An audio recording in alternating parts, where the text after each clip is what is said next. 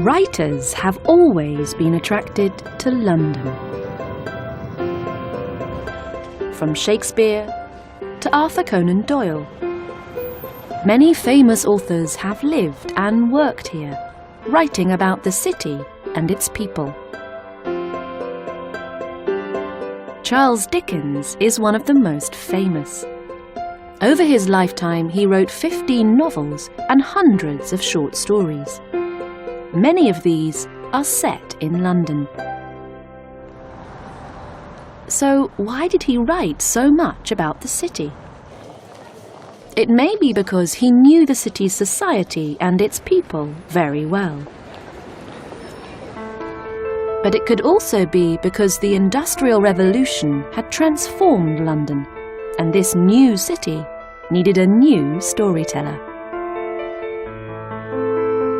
Charles Dickens was born in Portsmouth in 1812, but moved to London when he was still a young boy.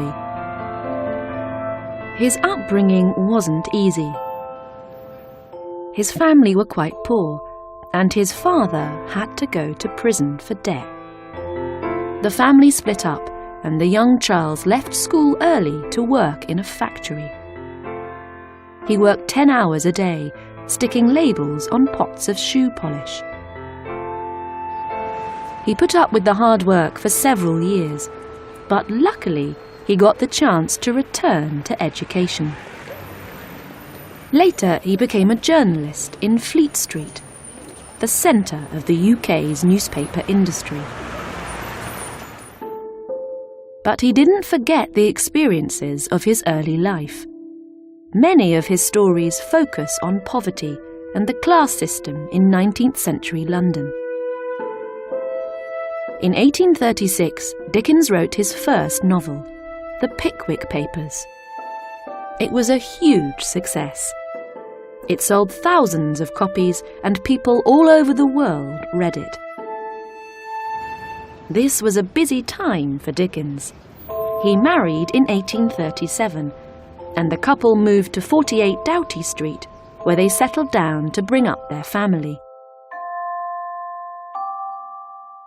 He wrote his second novel here.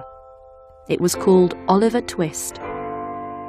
As Dickens' success grew, he started to move in different social circles. He was quickly becoming a high-ranking member of the upper class, able to afford a large house and beautiful furniture.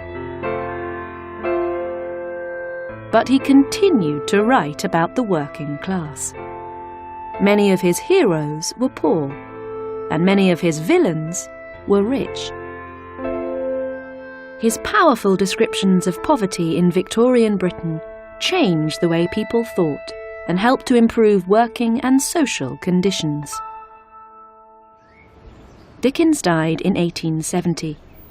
55 years later, in 1925, his old house became the Charles Dickens Museum, and it has been a very popular tourist attraction ever since. His stories still entertain, and his descriptions of the horrors of poverty are still important today.